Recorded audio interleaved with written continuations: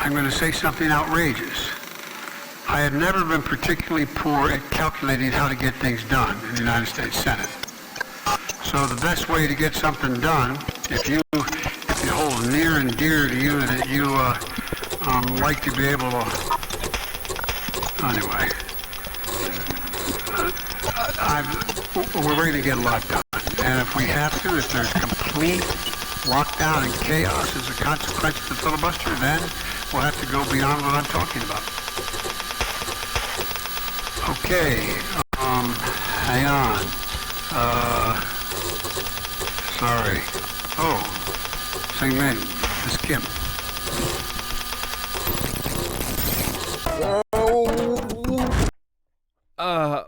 Well, it's good to know that Joe Biden is doing good.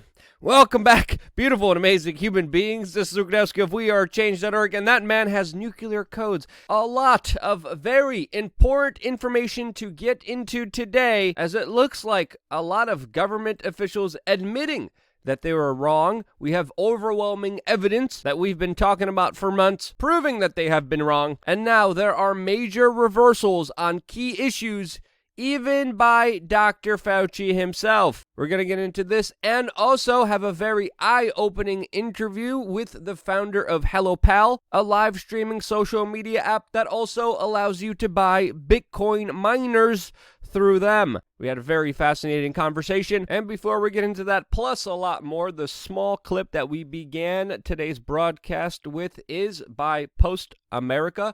The link to her channel is down in the description below, as well as the full video, which is 30 minutes long. Now, I think it's very fair to say that the Biden administration has had a very kind of stringent, non-flexible stance when it comes to the sickness from last year and their approach towards dealing with it. They keep asking Americans to sacrifice, to not live their lives, and some Americans responded in this way, perfectly represented by this video. It is difficult, it is hard, and what he's asking people to do is to sacrifice a little bit longer. Yeah. And I think that's a pretty accurate description, as of course we got new poll numbers showing how most Americans aren't worried about catching this sickness. The level of people who are reaching record lows, and some of this could be in response to just how flippant, flip-flopping, and bipolar responses, as characterized by some from the federal government, that I think it's fair to say has contradicted themselves a lot throughout this entire saga, as we have the latest information from the CDC that just released new guidelines, which they updated, detailing how you getting infected from this sickness from contaminated surfaces is an extremely low risk that generally gives you less than 1 in 10,000 of a chance of getting this sickness. Yes, the CDC guidelines changed again, which highlights what people have been calling hygiene theater,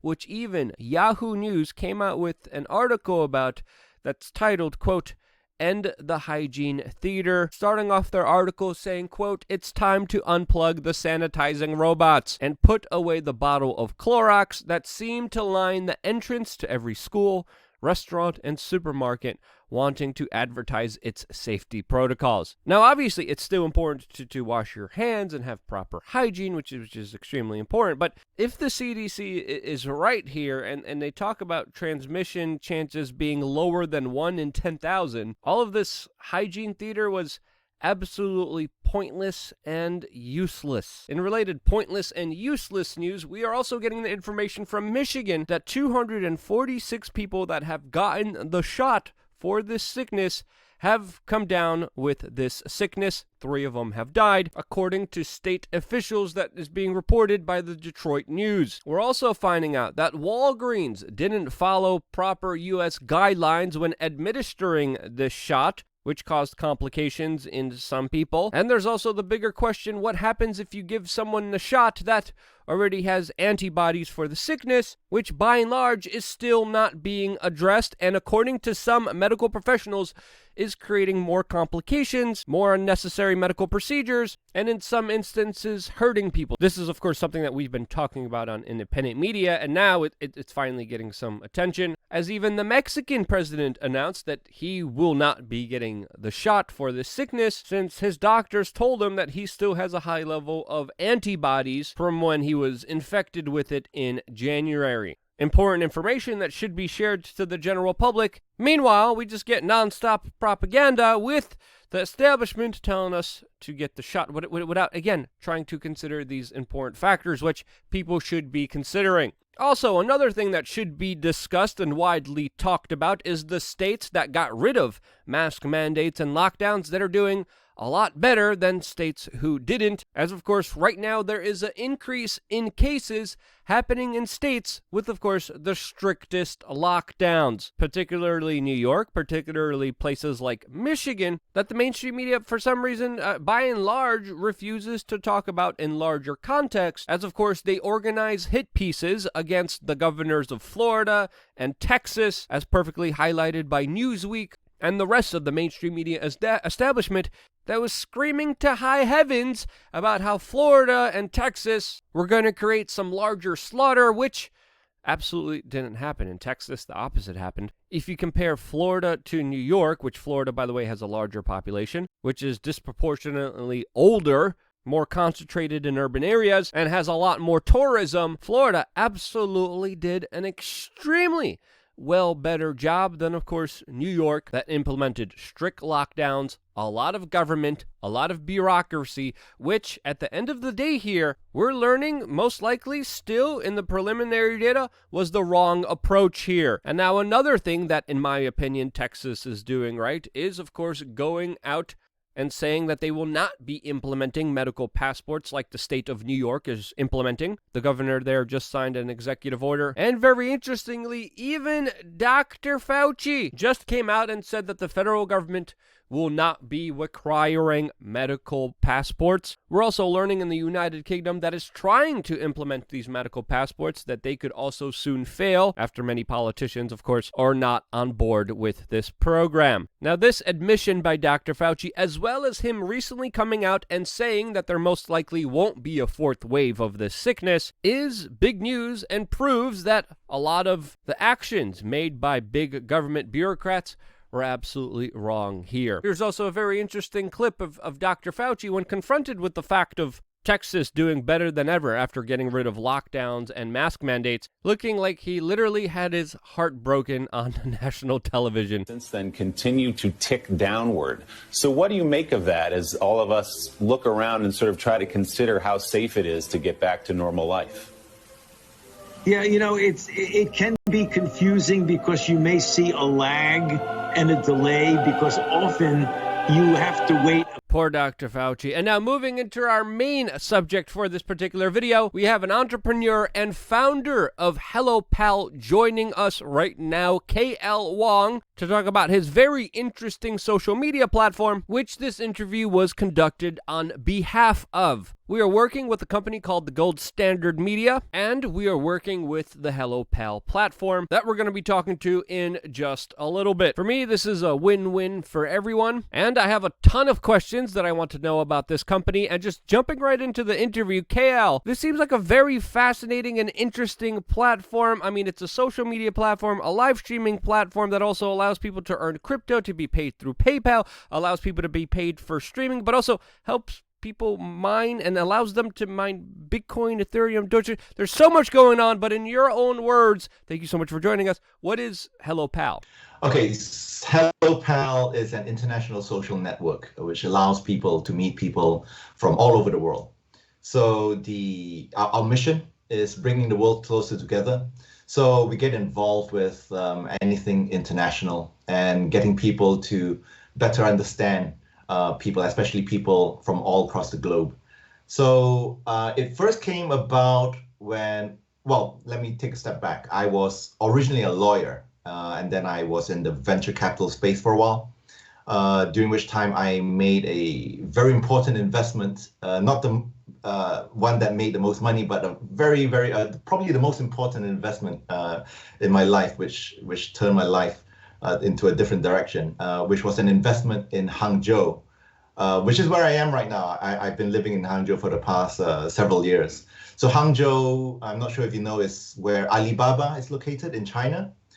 So I made an investment there, and later on, when I became an entrepreneur, after a few years of that, I then moved to Hangzhou.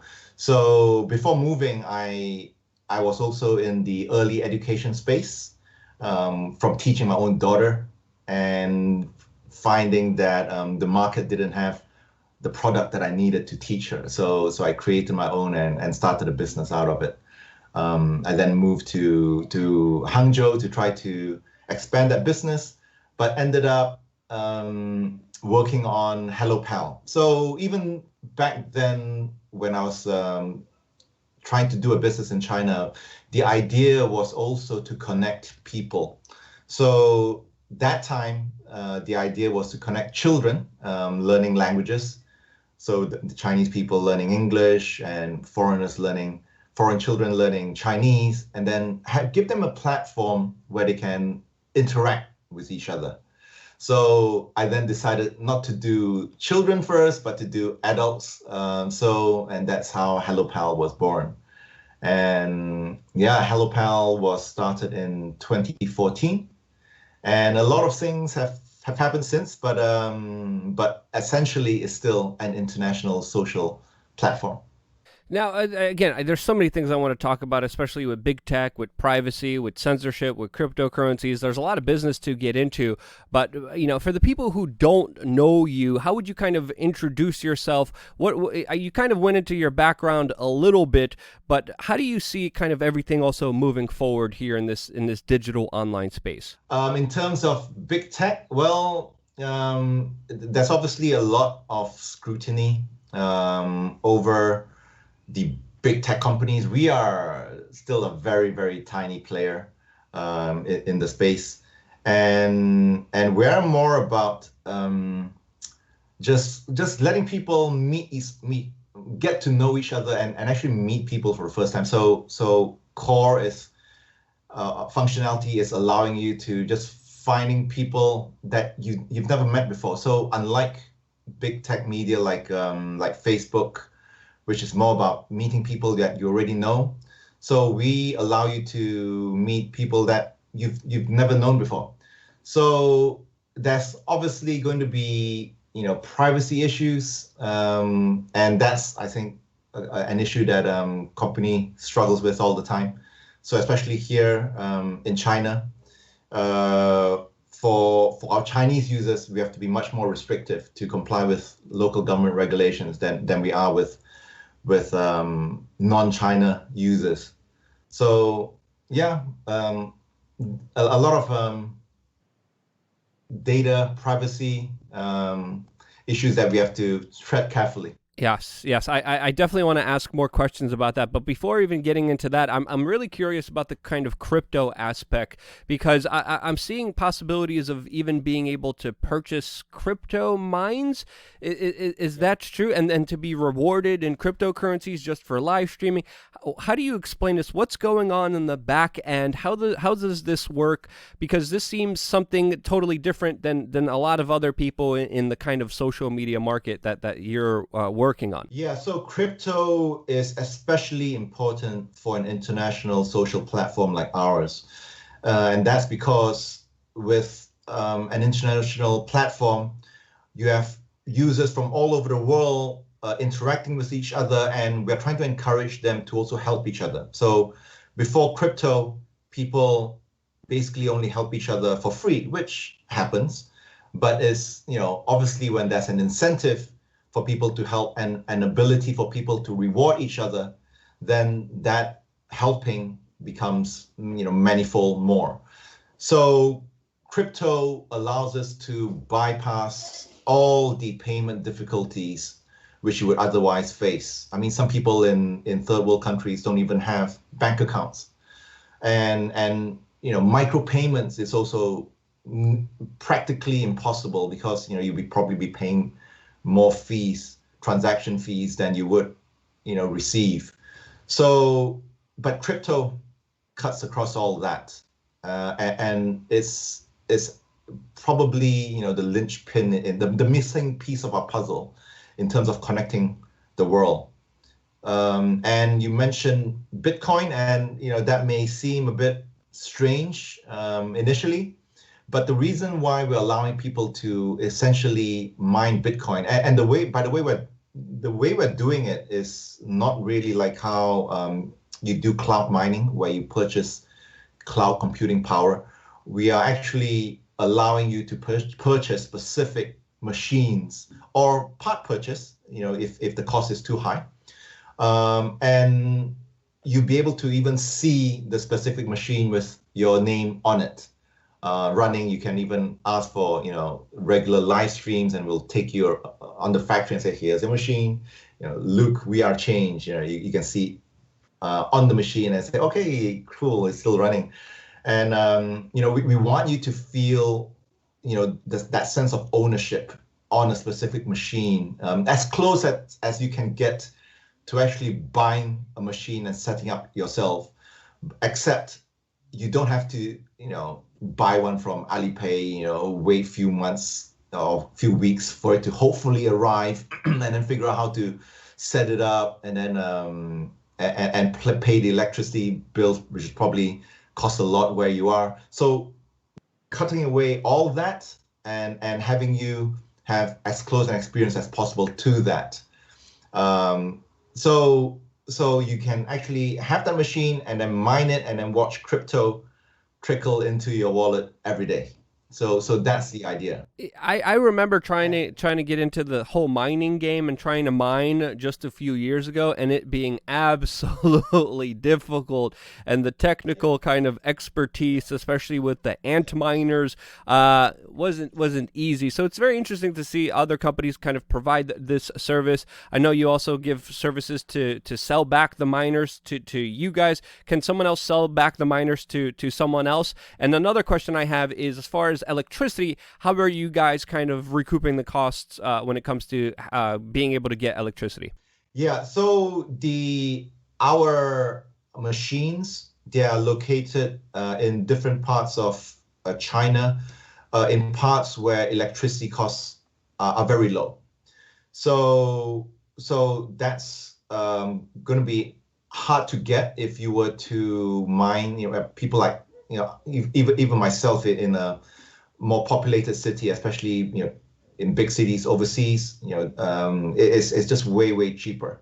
But one thing, we haven't started the operation. We are still in the final stages of doing it. So specific policies or policies that we may have is still to be decided. But essentially, as we mine for you, we'll deduct the imputed electricity costs first before you get your crypto. And also, yes, you mentioned you can transfer them to people. Yes, you can absolutely do that, and you can even sell it back to us, and actually we'll gladly take it back from you, because that's we don't foresee a shortage of demand. Yes, especially in the crypto market that's been booming and doing incredibly well within the last few days. But there's other platforms that kind of try to implement cryptocurrencies in different ways. There's of course Mines, there's Steemit, there's Hive, there's DLive. I could mention 20 others. Some of them are doing okay, some of them have failed. But what's unique about your company? What's unique about HLLPF, and how does it differ from the rest of the competition out there? The companies that you mentioned, we don't really see them as being competitors in the same space. For us, we are a bit different. I mean, you could, in one aspect, we are competitors with the live streaming companies that, especially those running out of China. But we are we are an international platform, and increasingly our revenues are coming from the non-China market. So there are a handful of international companies, but we see for example, live streaming, international live streaming, to be still at the early stages. That's more than enough room for everyone. It's really a growing market. So yeah. Competition wise, yeah, like I said, just more than enough for everyone. But we're also unique in the sense that we are not just a live streaming company. So when I first set up HelloPal, I noticed that the people coming onto our platform could be divided into three groups. People who were interested in learning languages, which was originally the focus of HelloPal. But I also noticed people are coming in not really wanting to learn languages or practice their language, but also to just meet people, just socially. So there's a social group, language learning group, and then the third group are the travelers who want to meet people in the different countries before they travel to those countries. So then we shifted from just being a one app platform to a multi-app platform where there's a social, which is now where HelloPal is focused. That's LanguagePal, and then there's also HelloPal. So and there would probably be more to come, and maybe even a dedicated crypto app, CryptoPal, perhaps, or BitPal. So and perhaps more. So we see ourselves as a broad-based platform, and like I said, a platform which caters to all the international needs for people, because it brings us back to our corporate mission, which is bringing the world closer together. So anything which is international. So perhaps in the future, international related purchasing or international freelancing type of activities. We may or may not have separate apps for that. So yeah, an international platform with varied arms or apps catering to those needs. And coming back to crypto, that's why with all those different apps, payments is an essential part of the platform and an essential need for users.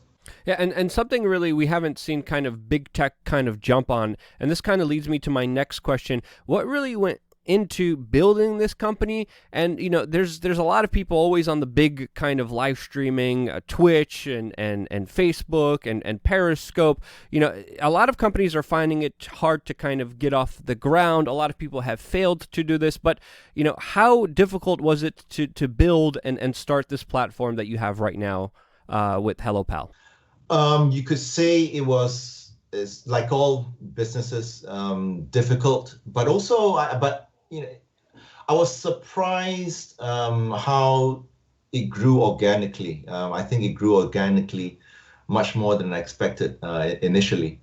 So, and people are often quite surprised, how little that we've spent on marketing, especially in the beginning stages. I think now we're starting to spend a bit more as we've done several rounds of fundraising, and we will continue to spend more on marketing, but still on average, I think we don't spend as much as a lot of other people do for user acquisition.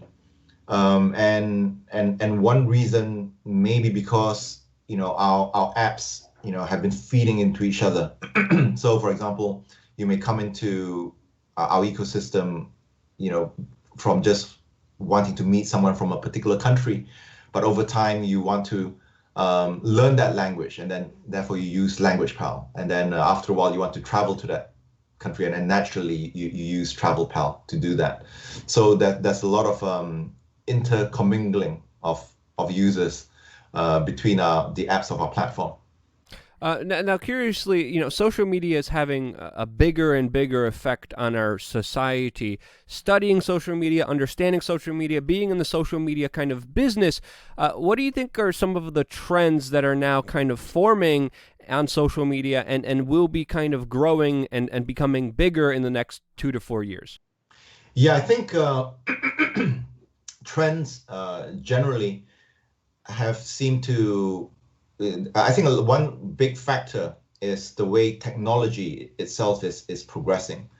So previously, back to 2G, the social aspects, were very limited. And then as bandwidth became larger, faster, and then technology becomes more mobile, then you see social media also evolving that way, where now, live streaming is more and more popular because, the internet speed is just much faster. And live streaming from wherever you are is becoming also easier, and therefore also a trend as technology becomes more mobile. So as bandwidth also starts to improve even more, 5G and 6G and beyond, and technology also starts to evolve beyond just mobile handsets and computers into virtual reality headsets or virtual reality glasses. I mean, imagine a day when everyone has an eyepiece with blazing fast 6G, 7G connections. We could be doing virtual reality, augmented reality, live streaming, as part of the social experience. I think inevitably that's where we're headed. It's just only a question of how fast, but we're getting there. And there's definitely going to be a lot of larger kind of implications to that, whether good or bad or whatever. Yeah. I think, we also see Google and Facebook and a lot of other companies invest in this kind of augmented reality. In the United States, we saw Microsoft just get a huge $21.88 billion deal with the U.S. military, implementing augmented reality with the U.S. military. So it is something that is there. And we could go on and talk about the larger effects of this, but just kind of moving forward, obviously you guys are a company. How do you guys plan on kind of monetizing everything? What's your business strategy, and how are you moving forward in this ever so technological society that's expanding in our way of life? I think one fundamental thing that we try to, and we will continue to try to do, is to have a flat platform that's at its most fundamental free for everyone, for forever and evermore. So I'm a firm believer that the underlying the base services should be free, and just to get as many people on it as possible. Because after all, if we are trying to connect people, then we want to have as little barriers to that as possible. But obviously as a business, we need to make money. So live streaming has shown itself to be probably the best way, at least right now, to monetize traffic, and people do it very, very happily. So I'm watching a live stream. I want to show my appreciation to you. So I pay money. I buy virtual currency on the platform, and with which I buy gifts to gift to you. So and then we take our small little cut from there. So that's currently the main way we do that, and will continue to be a way moving forward. I think when we do other services. So we're about to relaunch Language Pal, which I mentioned earlier. So Language Pal, as will also be providing language learning tools and courses. But coming back to that principle, the courses will be free, because we want as many people as possible learning languages to be able to better communicate with each other. But business model wise, we'll probably provide VIP services where you can subscribe to or not, if you want more powerful services and features to help you with your language learning. So similar to that is how we'll be doing most of our stuff. So, HelloPal is, let me get this straight, correct me if I'm wrong, a Canadian company, but I understand you guys are also involved with China, that there's a core team based in China. How are you guys involved with China, and how does that affect your company? Yeah, we are a very international company. I myself, I'm Malaysian, so UK educated and sent to Hong Kong in the middle part of my life, and that's how I ended up in this part of the world. But yes, China is where the main team is based right now, including myself. And with China, you probably know the government monitors tech companies very closely, and there are a lot of rules and regulations that we have to follow. So we have to gently tiptoe our way around that. That there are some gray areas, and so we try to play as close to the edge as possible without crossing the line. But for us, we need to have a different version of the app for China and non-China in order to make sure that we don't fall foul of the regulations here. Yeah, well, what you said, close to the edge as possible, that's something that I've been doing for a very long time. It's a very fine line, but there's a way of doing it that we've been able to kind of pull off. And, it must be interesting. I mean, especially, having a tech company in China. I was going to ask you about the restrictions, the privacy issues, but also most importantly, how's China treating cryptocurrencies? Because we know that there's a lot of miners there, but how's the government treating, Bitcoins and other tokens out there? Because we're seeing the SEC in the United States have very kind of weird rulings. How is it in China when it comes to cryptocurrencies and the other kind of bigger issues? Yeah, in certain parts of it are very clearly banned. So like crypto exchanges are banned. At one point, it seemed as if even owning or mining Bitcoin was not allowed, but it seems it's from the number of miners and because it's gray, a lot of it, and also different parts of China regulate differently and regulate differently over time. So even with Bitcoin mining or crypto mining, that's why the partner that we work with in China, which powers our mining, they are the ones who own the facilities. They have many facilities across China, specifically to diversify its risks in case the local government suddenly one day changes and decides that it doesn't encourage Bitcoin mining in that area.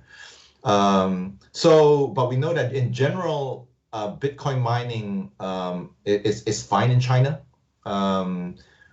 People here are also able to quite easily, previously was difficult to even open Bitcoin crypto wallets, but now they're able to, and just the other day a taxi driver just so happened I was sitting at the back and while waiting at the traffic light, he was on his phone and with one of the I think it was Huobi, one of the wallets, and he was playing around with cryptocurrency. I had several cryptocurrencies. I said, "Wow, you know crypto?" I said, "Yeah, I just played for fun." And I was telling him, as I noticed on this list that he didn't have Dogecoin. I said, you should consider buying Dogecoin. I think has a very huge potential. And anyway, it's just coming back.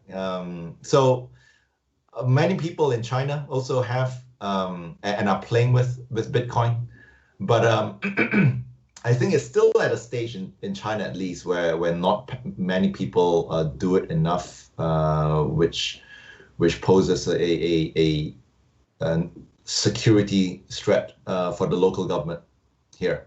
Yeah, very interestingly, in the United States is something that the establishment has been trying to shoo away, but now it's kind of like almost embracing it as if, but it's fascinating to learn about what's happening in China. Thank you so much for that very kind of fascinating, frank, and very interesting interview. Thank you so much for your time. Is there anything else you want to specifically say about Hello Pal? How can people find it? How can people get involved? How can people find you? What else do you want to say to our audience?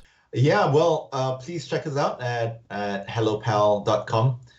We've got a lot of exciting initiatives on the way. Like Language Pal that I was mentioning, which I believe will be a very unique way of learning a language. So watch this space. And also, in particular, I think your audience, a lot of them are interested in crypto. We are making a very big push in terms of Dogecoin, and we announced recently that we are purchasing. I think between 15. I think by the time the deal is done, it'll probably be about between 15 to 20,000 of Litecoin/Dogecoin mining machines. So which would make us the third largest in the world in terms of hash power. And we'll be allowing people to get in on that action in terms of mining Dogecoin. So people who are interested, come check us out. Wow, absolutely interesting. That sounds like a lot of Dogecoins, to say the least.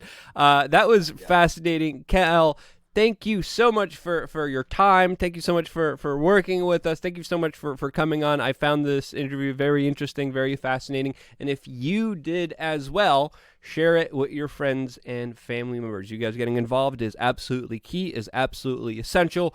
If you have any comments, any questions, let me know in the comment section below. But one of the biggest things you could do, double-clicking that URL, getting it out there to your friends, family members, random person walking down the street, get their email, get their phone number, send this video to them, and because you do, we are still here. We wouldn't be here if it wasn't for you, and this is why I love you guys. Stay tuned for more here on wearechange.org.